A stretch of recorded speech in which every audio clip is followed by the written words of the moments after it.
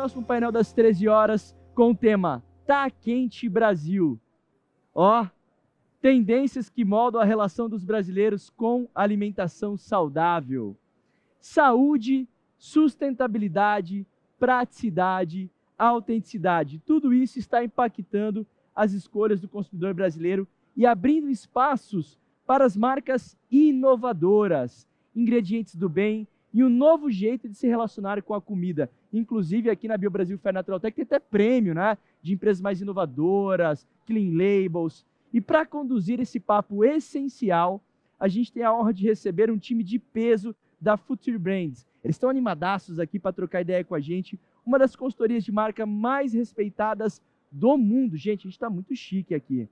Convido então ao palco os painelistas da Future Brands, Leonardo Fioretti, líder de Consumer Behavior, André Matias, sócio e diretor, e Estela Brunhara, diretora de Consumer Behavior e Estratégia. Sejam muito bem-vindos ao nosso palco. E seja muito bem-vindo, meu irmão. Fique à vontade, o palco é de vocês. E antes de começar, a gente tem presentinhos, né? A Paco, nossa patrocinadora oficial, tem aí as garrafinhas personalizadas com o nome de cada um. Gente, vocês estão muito chique, tá? Então, essas garrafinhas já estão com águas filtradas do nosso evento. Fique à vontade para se hidratar, afinal, Natural Tech também é sinônimo de saúde, tá bom? Fique à vontade, o palco é de vocês, pessoal. Obrigado, Bruno. Boa tarde, pessoal. Boa tarde. Muito bom estar aqui com vocês. Muito bom poder apresentar o que a gente vai apresentar. Vocês são sortudos. A gente está trazendo um spoiler de um estudo que a gente está fazendo lá na Future Brand. Para quem não conhece, a Future Brand é uma consultoria de marcas, então a gente cria marcas para o mercado, desde a estratégia, pensar na identidade verbal, na identidade visual. E além de fazer marcas, a gente tem que entender muito bem o consumidor, quem são as pessoas que estão comprando aquelas marcas. E para entender o consumidor, a gente faz muitos estudos, faz muitas pesquisas. Hoje eu estou aqui com o timaço, então a Estela, que lidera essa parte de pesquisa, de entendimento do consumidor e faz a conexão disso com a estratégia, e o Léo, que lidera a parte de entendimento desse consumidor. São super especialistas, acho que hoje vocês vão ter uma chance tremenda aqui de aprender bastante com o que a gente tem visto. E como eu comentei, a gente traz um spoiler desse estudo chamado Tá Quente Brasil. O Tá Quente Brasil foi um estudo que a gente publicou há 1 ano e meio atrás, mais ou menos, a primeira edição. Ele foi publicado dentro do ecossistema da Future Brand. E o grande objetivo nosso era entender o que estava movendo o consumidor. Se a gente tem que criar marcas, se a gente tem que construir direcionamentos para o negócio, como é que a gente vai entender o que está movendo esse cara? O que é importante para ele, o que pode afetar esse consumo, o que pode desvirtuar um pouco o caminho da marca frente aos concorrentes. E hoje o que a gente está trazendo aqui é um primeiro spoiler desse estudo, então um primeiro spoiler dessa segunda edição do Tá Quente Brasil, com um aprofundamento específico, e aqui sim olhando para a relação das pessoas com alimentação, para a relação das pessoas com alimento. Tá? De onde nasce esse Tá Quente Brasil? Quando a gente começou a fazer os nossos projetos e começou a entender esse consumidor, a gente foi olhar o que estava por trás daquilo, né? O que estava por trás das grandes motivações deles. E sempre que a gente entendia quais eram esses movimentos, o que guiava esse comportamento, a gente começou a entender uma dualidade, muitos conflitos. E o Brasil é muito disso, né? O Brasil é muito explicado por esses conflitos. Não é 100% para um lado, nem 100% para o outro. A gente tem que entender o que está nesse meio do caminho e o que desse conflito gera de aprendizado para a gente, o que desse conflito gera entendimento do consumidor para poder, a partir daí, direcionar esse comportamento e aí direcionar as decisões que a gente vai ter de negócio e de marca. E aí, nesse primeiro olhar e nesse primeiro aprofundamento, a gente começou a entender alguns pontos desses conflitos que a gente via.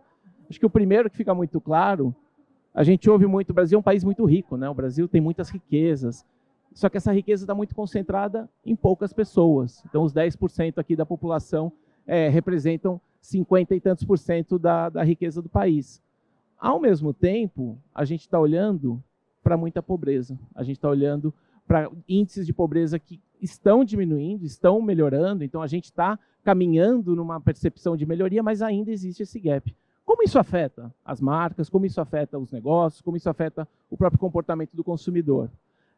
A gente vê um orgulho de se conectar a esse país, então a gente tem muito esse olhar de, cara, eu quero pertencer a esse país, eu quero ser brasileiro e eu quero mostrar isso lá para fora, e a gente vai falar um pouquinho disso daqui a pouco.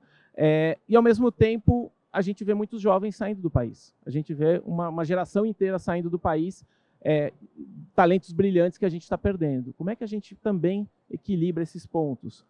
Outra contradição que a gente foi olhando, então o Brasil é um país diverso, a maioria da população não se declara branca, só que ao mesmo tempo a gente vive um racismo, onde tem pessoas negras e indígenas, pessoas que estão sendo assassinadas por isso. Como é que a gente vive com essa dualidade? Como é que a gente vive, por exemplo, o olhar da prosperidade do agro? Então aqui a gente falava muito do agro é pop, né? Então o que o agro está gerando de resultado para o nosso PIB, que está gerando de resultado para o nosso país, e ao mesmo tempo como isso está gerando destruição e como é que isso pode estar gerando desmatamentos e afetando também o nosso país.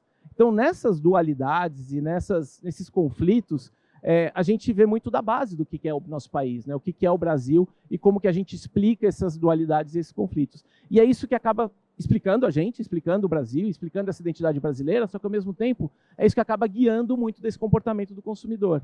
E se a marca, o negócio, não entende esse contexto onde a gente está vivendo, não vai ter sucesso. O concorrente vai ocupar um espaço melhor, um substituto vai ocupar um espaço melhor, e ela começa a se desconectar ao longo do tempo com os clientes.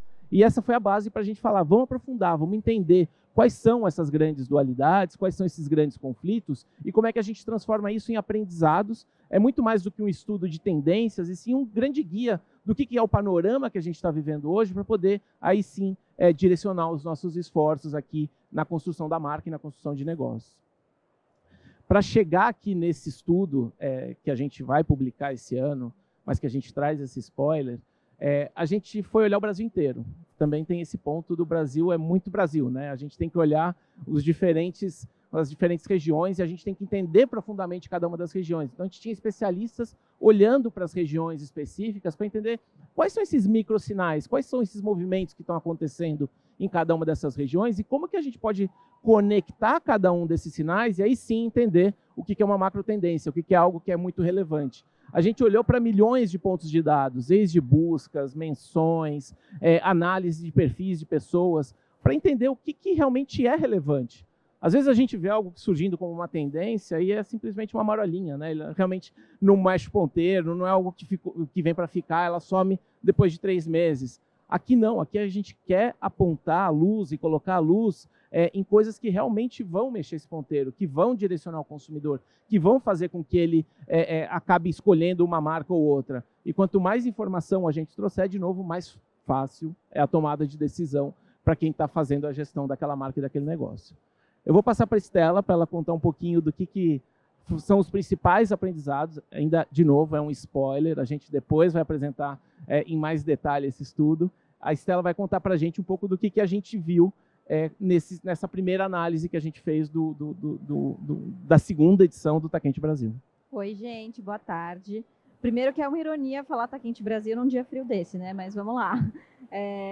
O estudo ele tem esse nome porque a gente quis muito dar luz ao que aquece a temperatura do país e a gente entendeu que estava muito pautado nas contradições.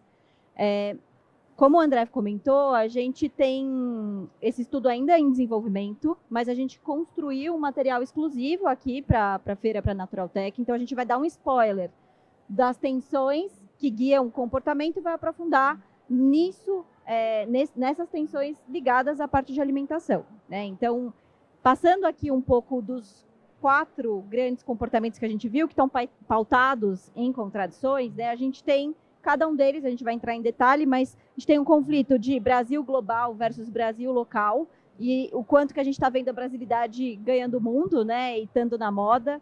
A gente também tem aqui a parte de Brasil da esperança e da desesperança, e a gente fala muito sobre como o brasileiro está navegando nesse mundo complexo e com uma permacrise, né? Então a gente fala aqui sobre esses caminhos de enfrentamento que os brasileiros vão encontrando para lidar com tudo isso. A gente também fala sobre o Brasil dos afetos e dos desafetos, de todas essas tensões que a gente está vendo, reconfiguração das relações. E aqui é justamente esse ponto, né, que a gente dá luz a esse comportamento. E, por fim, essa questão de público e privado, que a gente traz o movimento de nosso quintal é a rua ou a rede, né? Porque hoje a rede é muito também do que a gente chama de rua.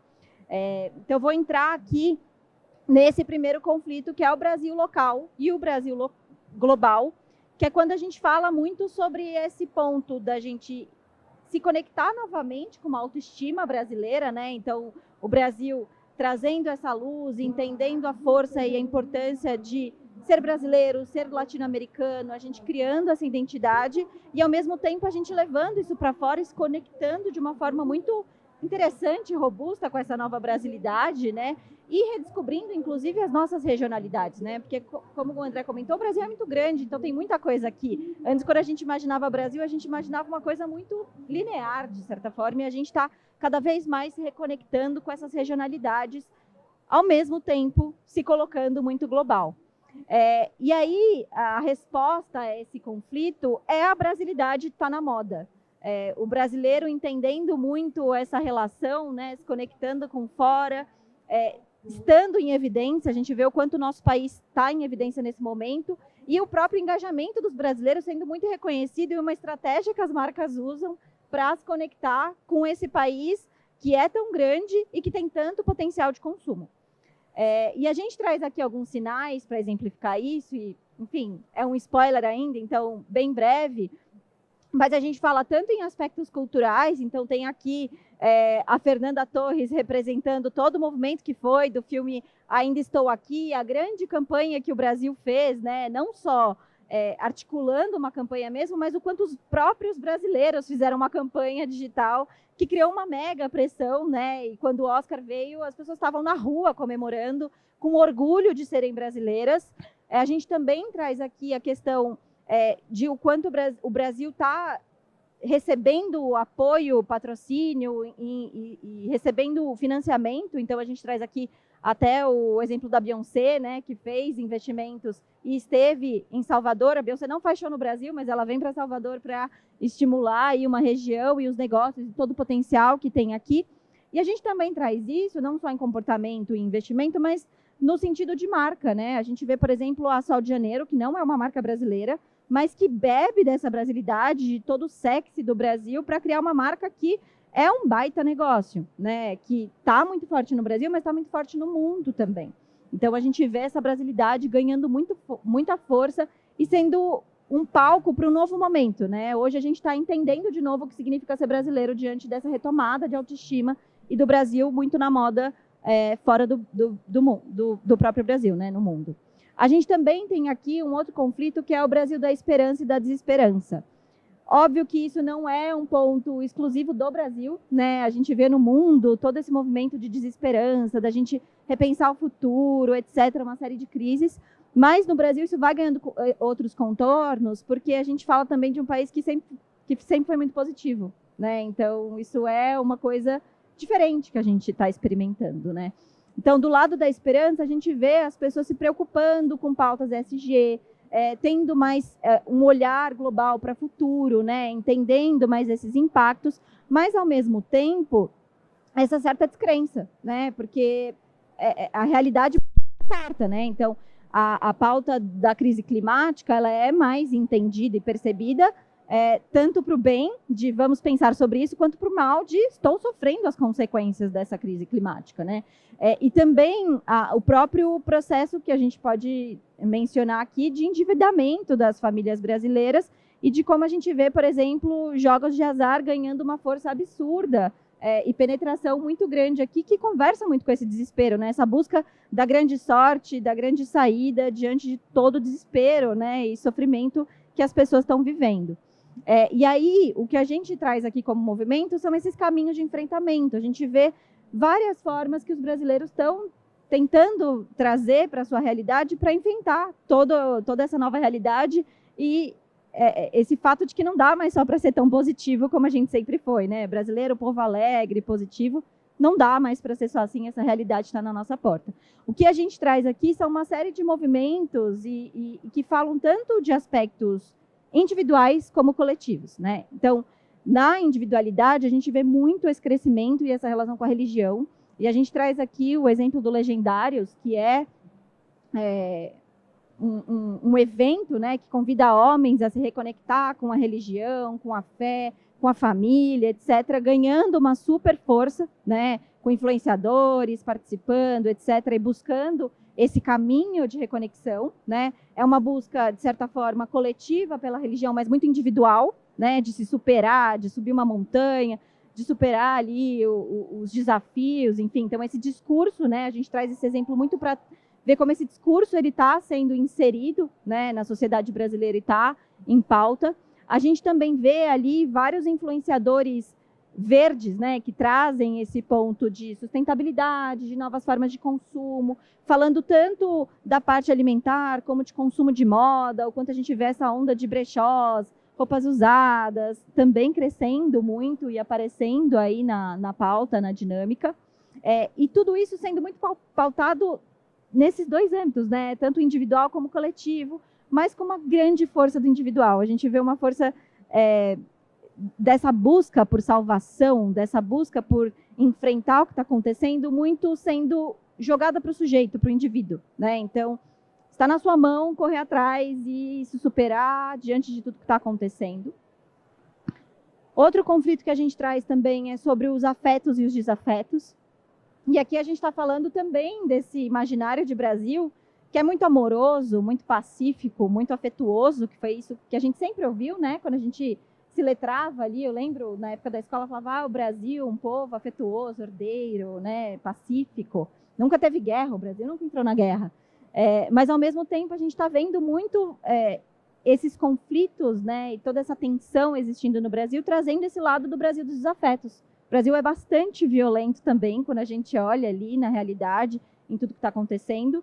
E aqui, como movimento, como contexto, a gente traz vários dados que exemplificam isso, né? Então, tanto em âmbito individual do amor, a dificuldade das pessoas se relacionarem, crescendo o divórcio, a gente também fala nas amizades, né? O quanto as pessoas estão tendo dificuldade de se conectar umas com as outras, né? A gente vê isso muito mais forte, de diversos conflitos, né? E tensões que vão existindo.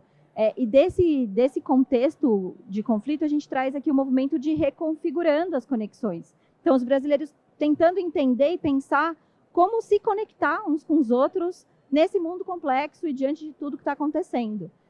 E aqui, como exemplo, a gente traz tanto toda essa mediatização dos relacionamentos, né, com vários reality shows, como Casamento às Cegas, tem até o De Férias com Ex, da MTV, enfim.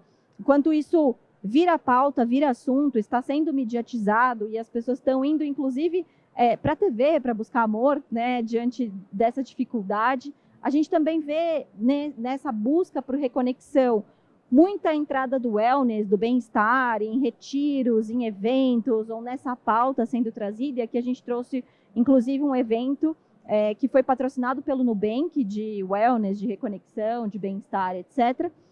E no campo da amizade também, né, o brasileiro... A gente falava muito assim, o brasileiro faz amizade até na fila do banco, né? Faz amizade com todo mundo. Conhece a pessoa e já fala, vamos lá para casa. Essa, em teoria, proximidade, facilidade de se conectar. Mas a gente vê crescer uma pauta de amizade de baixa manutenção, né? Essa necessidade de, nossa, tá muito difícil eu ter tempo para me conectar com as pessoas, para criar essas relações. E a gente fala, inclusive, dessa vertente, né? De conseguir se conectar de uma forma mais fácil, porque a vida está muito dura, muito difícil, e essas conexões aí sendo reconfiguradas. E, por fim, a gente tem uma discussão aqui entre público e privado, né? Não é uma novidade, esse aspecto vem estando no debate desde que as redes sociais surgiram, a gente mediatiza a nossa vida, etc., mas isso está cada vez mais evidente a partir do momento que a gente vê as pessoas abrindo muito das suas vidas, das suas jornadas, influenciadores que muitas vezes não são ligados a nenhum tema, mas são influenciadores de entretenimento, da vida, etc., mediatizando tudo. Então, a gente tem aqui essa contraposição acontecendo, né? Ao mesmo tempo que a gente vê um debate surgindo também de como a gente precisa, às vezes, se proteger, né? Proteger as nossas relações, proteger a nossa vida, nosso espaço.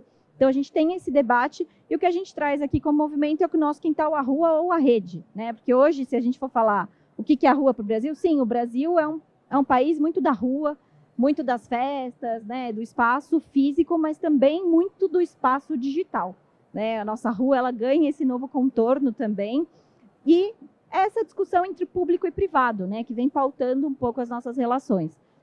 Então, a gente traz aqui, como exemplo, os próprios debates que vão surgindo e que vão ganhando muita força por conta desse palco é a rua, desse palco ser a rua, né? Então, esse debate geracional, né, para a geração Z, para os alfas, os millennials são cringe, mas, ao mesmo tempo, a gente vê um outro debate geracional da crítica da geração Z no ambiente de trabalho. A gente vê aqui também toda essa discussão de público e privado e o brasileiro querendo conquistar esse espaço, crescer, ir para fora. E a gente trouxe aqui a questão da guerra digital, né, do Brasil com Portugal, tentando retomar esse espaço, que a gente viu toda a discussão da Guiana brasileira. E, ao mesmo tempo, que tem essa grande projeção dos brasileiros para fora, essa grande projeção para trazer esses contornos, o outro lado, né, a contraposição, que é esse debate de se preservar as rotinas. E aqui a gente tem o exemplo da Jill Jute, que era uma grande influenciadora digital, que decidiu sair. Durante um tempo rolou até um debate, né? O que aconteceu com a Jill Jute? Ninguém sabe onde ela está. E aí ela reapareceu num podcast exclusivo contando uma nova forma de experienciar a vida, porque tudo que aconteceu na vida dela, né, sendo muito mediatizada, foi demais. Ela entendeu que aquilo não condizia mais com o que ela acreditava, com o momento dela, e trazendo uma nova forma da gente repensar também a maneira com que a gente se coloca no mundo, que a gente leva a nossa privacidade, né? Então, tudo isso acontecendo ao mesmo tempo. E é diante de todo esse contexto comportamental que a gente traz a relação com a alimentação. Porque quando a gente fala de alimentação, o Brasil é um grande banquete, né? A alimentação, a comida, ela não se fecha só no próprio alimento, ou no próprio item em si, mas nas próprias relações que a gente constrói em torno disso, né? O Brasil, ele é muito da abundância de ingredientes, né? A gente tem muito essa relação com a comida, dos afetos e de tudo isso que permeia esse contexto. E é a partir desses conflitos, desse mapeamento, que a gente trouxe aqui um olhar específico para elementos e movimentos comportamentais que se relacionam com a forma que o brasileiro escolhe o que comer, escolhe como viver, escolhe seu estilo de vida, escolhe se relacionar. E eu convido o Léo para contar para a gente um pouquinho mais todos esses pontos. Boa, bora nessa. Vocês me ouvem bem, né?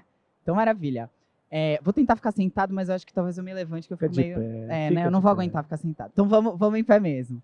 Bom, é isso, né? Quando a gente pensa em alimentação, realmente o Brasil é um grande banquete. Tem muita coisa para a gente ver, sentir, experimentar. É muito difícil a gente imaginar Brasil sem imaginar cultura, sem imaginar comida. E ela vai ser uma mobilizadora da forma como a gente vive. Não por acaso tem um stand aqui atrás que está tocando axé e está sendo associado exatamente à comida, né? A gente vive, sim, a cultura de uma forma muito gustativa, né? A gente experimenta muito a comida, a cultura na boca. E esse é, na verdade, o sabor do Brasil. E o que a gente fala é que o Brasil ele vai estar repleto dessas diferentes histórias em torno da comida. E que se a gente fala de alimentação saudável, a gente também está falando de uma alimentação que vai ser saudável para a cultura, né? Vai também ser saudável para tudo que a gente experimenta em torno da cultura, os rituais, os afetos, e tudo que vai se conectar dessa maneira. E não por acaso, as marcas também vão se apropriar dessas histórias. Elas vão utilizar todas essas histórias que já estão presentes em torno da comida para construir narrativas das marcas. E a gente está vendo isso acontecer tanto com marcas que são alimentares, né, que já estão dentro dessa categoria. E aqui a gente até mostra, por exemplo, a Heinz, que criou um acessório de dente para conseguir abrir aqueles sachês que a gente nunca consegue abrir. Mas ela já vai com uma cultura, associando a uma cultura urbana, associando a uma cultura hip hop, para conseguir ter uma conexão com o indivíduo, né? E não só ser aquele alimento, mas não, conseguir dialogar com algo que é urbano, algo que é vivo. Mas a gente também vê marcas que não são desse universo alimentar querendo flertar com o universo alimentar. A exemplo aqui a gente tem tanto marcas de beleza, né? Então, que estão se utilizando dessa estética. A gente tem Nubank fazendo parceria com o Burger King. Então, tentando aí se associar a esse território que é tão frutífero para falar com as pessoas. E aí a gente tem algumas histórias para contar para vocês, algumas histórias que as marcas e os consumidores já estão contando para a gente e que valem a pena a gente ter na cabeça para conseguir desenvolver tudo que a gente quer desenvolver como negócio. A primeira história que a gente traz aqui está muito conectada com o primeiro movimento que a Estela mostrou anteriormente, que é esse da brasilidade está na moda, é a gente ver como o nosso país ele tem um molho, né? Tem algo que é especial e é diferente que nenhum outro lugar tem, isso a gente se orgulha muito, que é realmente a gente tá no movimento de redescoberta dos sabores que já são daqui. A gente tem uma pluralidade, uma diversidade enorme de ingredientes, de sabores, e isso é uma coisa que é muito frutífera e que as marcas estão se tocando que a gente não precisa ir para fora para pensar em alguma coisa. A gente tem muita coisa aqui dentro que já serve de inspiração. Então a gente vê, por exemplo, a Nissin, que se vocês não conhecem, busquem agora o que elas estão fazendo de comunicação dentro das redes sociais, se comunicando muito com geração Z, com geração alfa, numa linguagem que a gente gosta de chamar que é tosco-core. Então, uma linguagem, gente, é um humor que é tosco, não faz sentido, é meio surrealista, é um humor que você olha e você fala, meu Deus, por que o miojo está agora caracterizado, ele vira um personagem, pode estar no meio dessa feira aqui, inclusive, interagindo com as pessoas. E o que eles fizeram para se conectar um pouco mais com a cultura é criar um sabor específico de cuscuz. E aí, com isso, ter uma forma mais próxima de falar com o Nordeste. Para além da Nissin, a gente também viu o exemplo da Fanta, que criou um sabor de caju, né, para também criar essa regionalidade, conseguir se conectar com certas praças de uma forma específica e diferente de outras. A gente também tem aí a Paçoquita, que fez uma parceria com o Que Bom para ter uma edição especial e comemorativa para São João, então para também, né, entrar nessa dança, entrar nessa festividade e estar presente de uma outra maneira na interação com o público nesse momento que é tão forte do Nordeste. Outra história que a gente está vendo ser contada é sobre a... Espera aí, só um segundo. Ah, voltou meu microfone. Eu ia comentar que eu acho que um ponto interessante aqui também é essa Fanta, por exemplo, ela foi lançada no Nordeste, exclusiva em algumas praças. Porque muitas vezes a gente vê inovação sendo pautada pelo Sudeste, né? Tudo está aqui, é só o que combina com o paladar dessa região, mas a gente também vem dessa inversão e dando muito mais potência a essas regionalidades, né, no sentido de entender o potencial de todos esses outros mercados e não tendo esse olhar apenas sudestino para a alimentação. E aí, saindo desse eixo sul, né, e conseguindo enxergar outras inspirações de outros lugares que são, sim, frutíferos. E é, inclusive, um pouco disso que a gente traz também aqui, né? Essa imagem é uma imagem que também está baseada em uma crença, né, religiosa, que não é só aquela cristã, né, e que traz aí o apelo estético. Então, é toda essa exuberância estética que o alimento traz, pode ser muito rico para, na verdade, qualquer marca se apropriar. Então, a gente está vendo marcas que não são do universo alimentar se apropriando muito dessa categoria. Então, acho que a primeira coisa que a gente já conhece, todo mundo sabe, é o pessoal da Kremer, né, da CIMED, perdão, fazendo uma parceria junto com a Fini e que bombou. Eles conseguiram ter um faturamento aí de mais de 500 milhões, foi um negócio incrível, e aí foi desde Fini para Balduco e tantas outras, até Burger King também eles fizeram parceria, mas para além desse case que, né, foi muito forte, bombou muito, a gente também está vendo marcas de beleza se apropriarem desse universo. Então, a gente viu desde um lugar da L'Occitane Brasil, que é uma marca, inclusive, que a gente fez essa embalagem que está ali, o pessoal do time da Future desenvolveu essa embalagem. E o que é interessante a gente pensar aqui é que eles fizeram uma linha inteira que chama compotas corporais. Ou seja, eles se utilizaram de um jeito de fazer doce brasileiro para criar uma outra experiência multissensorial, né? O de romã é um dos mais fortes dentro da marca, mas eles fizeram uma edição que é de brigadeiro, né? Então, você experimentar esse doce no corpo, né? E não é só de comer, mas assim, de sentir. E é muito pensar nessas receitas de beleza que vão existir, né? E que vão estar na alimentação. Outra que foi também para a alimentação, para se conectar de uma outra maneira e buscar essa multissensorialidade, foi a Granado. Então, eles fizeram uma própria sorveteria para conseguir trazer certos cheiros pelo gosto, né? Então, você conseguir experimentar de uma outra maneira essa marca e se apropriar desse lugar também, né? Se você consegue trazer esse sabor que vai além só do cheiro, elas vão expandindo também essas capacidades de conexão. Uma outra história que a gente está ouvindo aqui é um pouco desse lugar da fartura. Fartura é uma coisa que faz muito parte do Brasil, né, gente? A gente não economiza em nada, né? A gente é uma cultura que é da fartura, que é da festividade, da exuberância, da efervescência. E a gente tem até uma figura que é ou a mãe ou a avó, que você vai para casa, você vai, come, se entuxa de comer, ela te bota mais coisa para você comer e continua nesse movimento. Então, a fartura já faz parte da gente, mas a gente está vendo como essa estética da fartura está se tornando um ponto de conexão. seja para a produção de conteúdo, mas seja também para as marcas conseguirem trazer essa sensação do excesso. Então, a gente vê desde Popeye, né, criando, ao invés de molhinhos, molhões, e brincando muito com essa ideia de você poder chunchar à vontade, né, dentro de um copo enorme de molho. Então, essa sensação da fartura, do excesso, de você poder comer o quanto você quer. A gente também vê vários conteúdos que trazem também esses lugares de alimentação. Então, Find and Eat sendo um tipo de conteúdo que bomba nas redes sociais. E é interessante que o exemplo que a gente traz aqui é, inclusive, do Outback, né? Que o Outback é uma manifestação de fartura enorme. Aqueles talheres enormes, o copo enorme, o prato enorme, a ideia de você ter um refil quase que infinito, né, de refrigerante ou de bebidas, que traz também essa sensação de fartura. A gente também vê como conteúdos que, hoje o termo certo é mukbang, né, que vão trazer essa ideia do excesso, da fartura, até de você comer até mais do que você precisa, estando muito forte dentro das redes sociais. No TikTok, esse tipo de conteúdo já atinge mais de 5 milhões de vídeos globalmente, mas que também estão baseados nessa ideia do excesso, né, de você ter para dar e para vender mesmo. E, por fim, a gente também tem os reacts. Reacts já é uma linguagem que a gente conhece, que é forte, e que é quase que um gosto por assistir a outra pessoa, né, vendo alguma coisa, já vai para um outro nível de tipo de conteúdo. E o que a gente percebe é que aqui esses reacts também estão utilizando como objeto a alimentação, né? E aqui tem desde vídeos que assistem alguém comendo alguma coisa, até de ver vídeos das pessoas produzindo.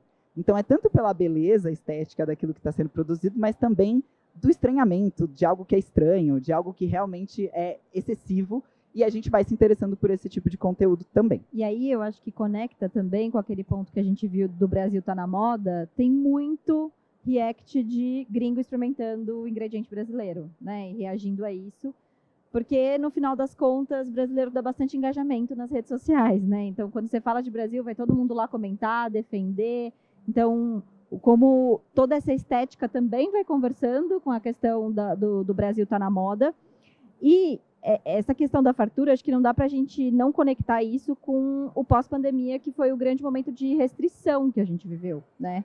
Então, a gente vive um momento de ultra performance, de magreza de novo, mas a exuberância aqui da quantidade, do exagero, ela está muito nesse lugar de permissão, né? De em alguns momentos você se permitir, você viver isso, você se aprofundar, você assim, se esbaldar sem limite, sem se restringir após um momento muito grande de restrição. E é muito interessante como isso às vezes vai na contramão da saudabilidade, né? Então, aquele exemplo do papai é muito isso, né? Você vê é um negócio excessivo, você não precisa, e vai realmente na contramão de você ser permissivo com seus prazeres, ser permissivo com seus desejos. E isso também, inclusive, a gente não trouxe aqui, mas vai até para a moda. A moda também está utilizando muito dos códigos do alimentar para construir estética, né? Então, a gente vê como o alimentar ele não é só comer, mas ele também pode ser estético. Uma outra história que a gente traz aqui é a gente pensar o alimento também como modismo. A gente às vezes imagina que moda só está na roupa, né? Só vai estar na vestimenta, do sapato até a parte de acessórios. Mas, na verdade, a gente está vendo também um movimento muito forte de modismos de ingredientes ou de certos pratos. E isso pode até parecer estranho, mas também gera pertencimento. Da mesma forma que você comprar de uma marca de roupa vai gerar uma sensação de senso de coletivo, senso de comunidade, de você pertencer a um grupo, comer também pode ser esse elo de conexão com algum grupo. A gente vai dar alguns exemplos que eu acho que fazem sentido. Primeiro é o pistache. Acho que todo mundo comeu alguma coisa de pistache no último ano. Se não, gente, corram, por favor. E o que é interessante a gente pensar é que o pistache está disseminado em tudo, né? A gente vê desde doces mais sofisticados a doces que são pouquíssimo sofisticados. E também é interessante a gente pensar que ele sai só do universo da comida e vai também até para uma estética de lifestyle. Então, tem a própria cor do pistache indo para roupa, né, indo para arquitetura, indo para design de interiores e tantos outros espaços que essa ideia de comida não entraria, né? Então a gente percebe essa evolução. E é interessante que a gente já encontrou uma outra manifestação que tem a mesma cor, que é o matcha, né? O matcha também está nesse mesmo tom do verde e que faz com que o chá, que até chegou a ter um modismo de chá há alguns anos atrás, mas que ele faz dar essa sobrevida aí ao chá de uma outra maneira, que tem um apelo estético, tem uma questão de um sabor diferente, que não é tão comum aqui no Brasil, Mas, além disso, a gente também pensar que ele se conecta com uma cultura que também está no hype, que é um pouco da cultura asiática. Eu acho que a cultura asiática, o estilo de vida do Pilates, né? O Pilates com o matcha e toda essa estética que vai construindo personalidade, né? Exato. E, inclusive, já conectando com outro movimento, que é o matcha também nos brunches, né? Que é outra coisa que bombou em São Paulo, isso virou uma febre. E é interessante como é um comportamento que é externo, que não é do brasileiro, né? Então, brunch, essa junção de café da manhã com almoço, que não é comum para a gente, mas que ainda assim ela foi disseminada aqui no Brasil e junto com isso também apropriada. Então a gente vai ver também desde brunches que são super tradicionais, meio norte-americanos, mas outros que vão trazer o tempero e o gosto brasileiro, né? Vão trazer umas apropriações, vão construir com sabores e ingredientes que são próprios daqui do Brasil. E aí, por fim, a gente traz Franui, né? Que foi também uma coisa que bombou assim há uns tempos atrás, que foi realmente esse doce argentino aí de framboesa com calda de chocolate, que também fez o pessoal ficar bem louco e ficar bem animado de colocar na boca e se saborear. A próxima história que a gente traz, e muito conectada com a primeira que eu mostrei, é essa ideia de exploração, né? Explorar realmente esses diferentes sabores, esses diferentes temperos que o Brasil tem. E aqui, muito conectado também com o que a Estela comentou, daquilo da rua, né? O espaço da rua, o espaço público, é um espaço de experimentação e de navegação. Então, a rua ela também é capaz de mobilizar essas experiências e fazer com que a gente se conecte de uma outra maneira com a alimentação. E a gente está vendo isso acontecer. Então, desde o Festival Brasil Sabor de Rua, que é de Goiânia, que trouxe na 20ª edição, o tema de celebrar a cultura brasileira, né, a diversidade da cultura brasileira. A gente também tem esse festival, que é de uma ex-BBB, que promove a cultura do Amazonas e que traz muito da alimentação também como uma plataforma de conexão. Mas eu acho que o mais interessante aqui é a gente pensar em Duolingo. Duolingo, assim como a marca que eu falei lá atrás, que era a Nissin, que usa muito a estética toscocor, Duolingo reina dentro das redes sociais. Procurem, busquem, é muito interessante. É uma marca que tira sarro dela mesma, então, ou ela cria o meme, ou então cria um meme para ela e no final ela se apropria do meme, tá tudo bem. Ela adora que tirem sarro dela e ela vai brincar também com isso. E aí, para promover novos cursos de língua, de japonês, mandarim e também coreano, ela resolveu fazer um café. E ela fez um café na Liberdade. E a ideia, que é mais interessante, é sim se associar com a cultura asiática e trazer certas referências que são desse universo, mas também se apropriar do próprio universo da marca, da própria linguagem da marca. Então, eles fizeram desde certas opções que brincam com os memes da marca para realmente fazer o negócio acontecer. E aí, esses personagens que estão ali são memes. Então, tem esse que é a corujinha bombada, é um meme que eles fizeram. Tem um outro que é também o Power Ranger, que é com a cabeça da coruja, também é um meme. Então, eles vão sim se apropriar não só da cultura que é interessante para eles, que é essa parte asiática, por conta das línguas que estão entrando na plataforma, mas é assim, explorar pra caramba o universo da marca para fazer isso acontecer. A próxima que a gente fala que não poderia ficar de fora é a gente pensar a cultura do corpo, né? E a cultura da performance. A gente viu que essa busca da performance, essa busca da melhor versão de mim, não é uma coisa que passa despercebida. A gente está vendo isso ganhar corpo no corpo. A gente viu o aumento do uso de Ozempic crescer muito, né? Essa busca da melhor versão de si, que antes parecia estar muito focada no trabalho, nesses espaços mais de performance mental, foi para o corpo. E óbvio que se passa pelo corpo, vai passar para a alimentação, né? E aí essa busca por otimização, pela performance, pelo resultado, ela precisa estar conectada com o dia a dia das pessoas. Ou seja, não adianta ser uma coisa que é super saudável, que vai me dar um puta de um resultado no corpo, se não for prática, não for rápida, não for conveniente e gostosa. Ou seja, o que a gente está esperando desse alimento está se tornando muita coisa. Não é só ser fácil, não é só ter resultado.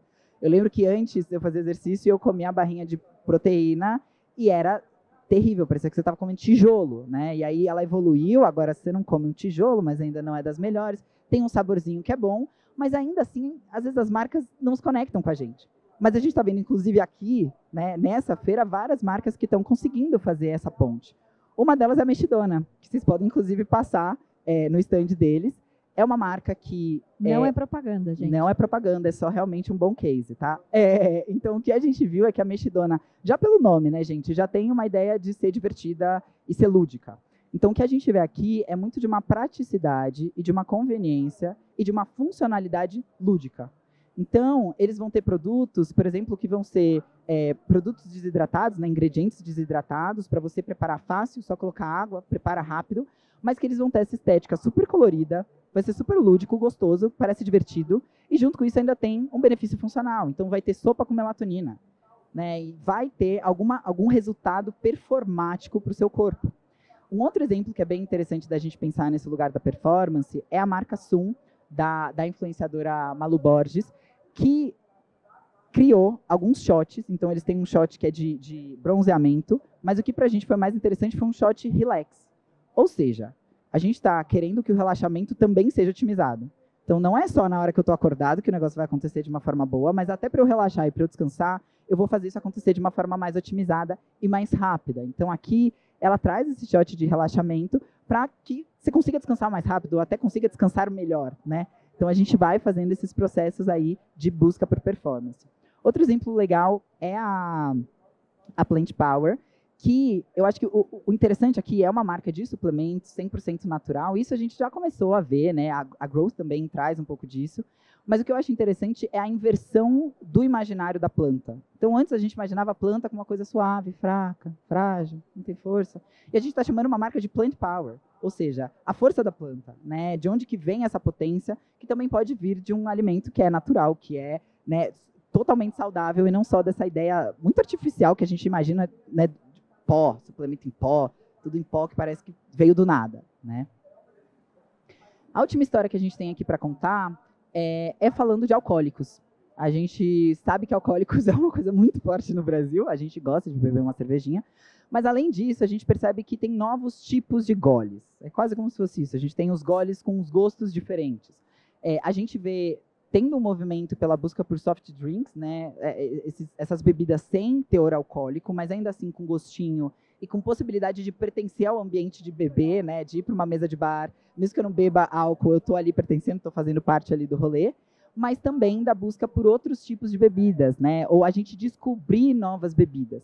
Nessa parte da redescoberta, a gente vê a cachaça voltando, gente. Tá tendo rebranding em torno da cachaça, não é mais coisa de velho, de pessoa pinguça no meio da esquina, não. Ela tá voltando pro copo dos jovens e realmente passa por uma redescoberta e por um rebranding. Então, um dos vídeos ali que a gente traz é o garoto falando, primeira vez que eu provei uma pitu. E, pô, se você for ver, a estética da pitu é maravilhosa. Olha esse contraste de cor, é muito bom. Então, assim, tem também outras estéticas que já estão aí, já estão presentes e que a gente pode se reapropriar e perceber que elas são interessantes pra gente. E cachaça no Brasil é de muita qualidade. Tem vários tipos de... Talvez não a pitu, mas assim, tem várias cachaças e cachaçarias que são de extrema qualidade. Né? E acho que isso conecta justamente com a brasilidade na moda, né? Então, a gente resgata algo que é exclusivo do Brasil, é muito ligado à nossa identidade, e isso volta a ser cool, né? Afinal, o Brasil está na moda, então uma coisa brasileira também vai ser muito cool. E se apropriar de novo disso, né? Outra que também se utilizou um pouquinho dessa ideia do ingrediente brasileiro foi a Tanqueray, né? Que trouxe aí essa versão bossa nova. Não é novidade chamar de bossa nova, né, gente? Mas assim, ainda assim, trouxe aí com sabor goiaba e com capim-limão. E quando a gente fala dos alcoólicos mesmo, né? Dessa quase que fuga ou tentativa de não estar tanto nos alcoólicos, a gente vê desde uma cerveja que tem proteína, ou seja, também otimizando o momento da bebedeira, né? Tem um benefício funcional em torno do momento que é de relaxamento. Mas o que eu acho mais interessante é checkmate. Checkmate, gente, para quem não conhece, foi uma bebida que bombou horrores no carnaval. Ela mistura rum com chamate. E o que é interessante pensar aqui eles fizeram um checkmate sem zero álcool. Ou seja, gente, se a gente for pensar isso, é chamate. Eles podiam chamar de chamate. Não, eles fizeram o oposto. Por quê? Porque a marca se construiu como checkmate. Se construiu como uma bebida do hype, da bebedeira, do teor forte de álcool. E aí, eles fazem o inverso. Eles tiram o álcool, mas constroem e se mantêm ali nesse lugar do checkmate. Por quê? Talvez esse checkmate é para beber quem está no rolê, mas não quer beber, não quer ficar tão louco, vai beber só o meu mate, tá delicioso. E não tentar entrar no lugar de ser um chá, que já é um espaço que é muito mais competitivo e já está, né, muito mais ocupado por outras marcas. Bom, falei muito, mas aqui a gente trouxe diferentes exemplos, diferentes histórias, especificamente, exclusivamente para a Naturaltech, mas a gente tem que falar das oportunidades. Já estou vendo vários celulares levantando, sim, esse é o momento de tirar foto. E o que a gente vai falar aqui é, na verdade, as grandes conclusões, né? A gente já comentou aqui dessa questão do olhar para as riquezas naturais e regionais do Brasil. Então, a gente redescobrir, assim como os consumidores estão redescobrindo o Brasil, vamos a gente como marca, vamos a gente como negócio redescobrir essas potências que já estão no nosso quintal, estão do nosso lado, e utilizar isso como oportunidade de negócio. O segundo ponto é a gente explorar o alimentar não só como produto, mas como estética. Tem muita estética potente dentro desse lugar alimentar, dentro de ingredientes que já estão na mesa, mas que também estão já disseminados aqui nessa feira, inclusive. Outro ponto que é importante a gente pensar é olhar para a praticidade, como eu falei anteriormente, com sabor, mas também com sabor que é afetivo e simbólico. Não adianta a gente só trazer um produto que vai ser prático, fácil, saboroso, mas ele também tem que ter algo que acalenta o corpo, né? Algo que me faz pertencer, algo que me ajuda a ter um outro tipo de sabor que não é só o da boca. E, por fim, o último ponto que a gente traz aqui é que o wellness, e a gente está vendo muito bem aqui, né, nessa feira, ele é muito mais que uma categoria. Ele é uma necessidade que é transversal e que realmente precisa estar presente, ele já é uma premissa das marcas, né? É muito interessante porque há alguns anos a gente falava muito de produto para cabelo vegano, sem parabenos, né? E aí algumas marcas falavam, não, isso daí vai passar, isso daí é modismo. E agora é quase que uma premissa de várias marcas, né? Trazer, você vai lançar um produto novo, já tem que ser sem parabeno, não adianta não ser. Então, é esse lugar também de wellness, e não por acaso a gente está aqui, né? Falando de tudo isso dentro de uma feira que traz muito desse wellness, porque ele não vai ser só uma demanda diferente, mas sim uma premissa básica, né? Assim como a gente começou a tirar açúcar, começou a tirar sal de certos ingredientes. Bom, para encerrar, isso daqui não é só um estudo de tendências, é realmente oportunidades estratégicas para as marcas realmente conseguirem evoluir, conseguirem criar novos olhares e conseguir enxergar as oportunidades que estão presentes no mercado. A gente agora finaliza só apresentando um pouquinho a Future e falando um pouquinho do que a gente faz, né? A Future, a gente tem um propósito de preparar as marcas para o futuro. É isso que a gente faz diariamente. A equipe de Consumer Behavior, que é quem a gente está representando aqui, é focada exatamente nisso, num olhar de conseguir entender o consumidor e, a partir disso, a gente conseguir direcionar as marcas para o futuro, né? Se a gente não entende o consumidor, a gente não vai saber para qual futuro a gente tem que direcionar a marca. Então, esse é o nosso ponto de partida. E também, com isso, a gente tem um ecossistema muito grande e completo, que vai tanto olhando para a Future Brain no sentido de construção de marca, mas também tem outros ecossistemas, né? Tem outras marcas ali dentro do grupo que vão olhar desde de pesquisa digital, que é a Timeless, né? Que inclusive sigam no Instagram, tem ótimos conteúdos. A gente puxa a bola porque a gente também era muito próximo dessa área, e também a Spring Point, que olha para a cultura empresarial. Boa! Gente, é isso que a gente tinha para contar para vocês. Obrigado pela presença, obrigado pela atenção também de vocês estarem aqui. Palmas. Obrigado. A gente acha que a gente tem alguns minutinhos para perguntas, se alguém quiser dar uma papeada ou perguntar alguma coisa. Muito bom. Muito obrigado a todos vocês. Future Brain, pode ficar com o microfone. A gente tem aqui pelo menos 5 minutinhos de pergunta para esses feras aí, para quem está pensando em construir marcas para o futuro e para o presente. Quem quiser fazer perguntas, levanta a mão, a nossa equipe vai levar até vocês aí o microfone. Quem tem perguntas? Alguém? Vamos aproveitar o pessoal. Oi, Seu gente. nome? Beatriz. Gente, adorei a apresentação, achei muito bacana como vocês mapearam, né, todas essas tensões que estão rolando, né, no Brasil. Eu acho que ainda mais quando a gente está na Naturaltech, eu queria entender um pouco melhor porque esse negócio do excesso e do não excesso, assim, é o Ozempic, mas é lip balm, como você falou, né, da Carmed com sabor baldu, com sabor brigadeiro. E como essas duas coisas andam lado a lado, se elas são, a gente é o mesmo país, são as mesmas pessoas que têm esses dois lados, né? E como isso pode se tornar uma oportunidade de juntar essas coisas. Saber um pouco mais disso. Bela pergunta, hein? Bom, vou responder aqui, me complementem. Acho que tem toda uma graça e acho que também tem uma expressão que fala muito disso, que é um pouco de fritura, um pouco de salada, assim, né? Depois da pandemia, que a gente viveu muita restrição, por mais que a gente esteja vivendo uma era de performance muito forte, essa volta não só da magreza, mas do shape, né? Porque não basta ser magro, tem que ser trincado, e isso exige um baita esforço, né? Mais do que você não exagerar na comida. Ao mesmo tempo, as pessoas também ficam muito com essa memória da restrição da época da pandemia, né, que marcou muito todo mundo, e muitas vezes a gente nem se deu conta do quanto, né, marcou cada um, e ter esses momentos de excesso, né, óbvio que podem ter pessoas que ficam exclusivamente num lugar ou no outro, mas se a gente pensa em comportamento geral do brasileiro, eu acho que é essa busca por equilibrar as duas coisas, por conseguir conciliar esses dois universos que, em teoria, são antagônicos, e até tentar trazer para a lógica, né? Então, não é à toa que a gente vê aqui na feira mesmo um monte de produtos que são muito saudáveis, que têm todo um cuidado com os macronutrientes, mas com sabores extremamente indulgentes, né? E trabalhando isso, não é um shake de chocolate, é um shake de calda de chocolate, ou de cookies and cream, ou de cheesecake, ou de pistache, né? Então, trazendo também toda essa lógica de sabor para dentro dos alimentos saudáveis.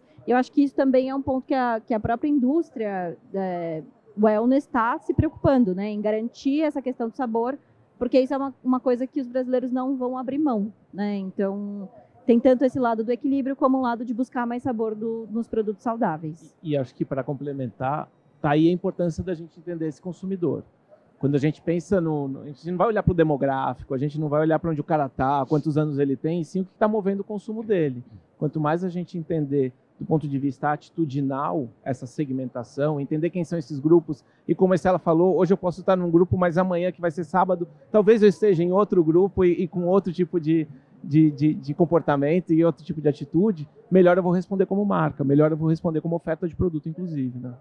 Essa dicotomia faz parte do ser humano, né? Exatamente. Faz parte do ser humano. Muito bom. Alguém tem mais alguma pergunta? Vamos aproveitar esses feras aí, pessoal. Se não, dou-lhe uma, dou-lhe duas. Quero agradecer muito a todos vocês, a Future Brands, por abrilhantar nosso palco Bio Brasil Fair. Espero que vocês estejam nos próximos anos aqui também contribuindo com o conhecimento de todos. E eu acredito que eles merecem uma grande salva de palmas, né, pessoal? Obrigado. É isso? Obrigada, gente. Obrigado, pessoal. Obrigado, Leonardo, André e Estela.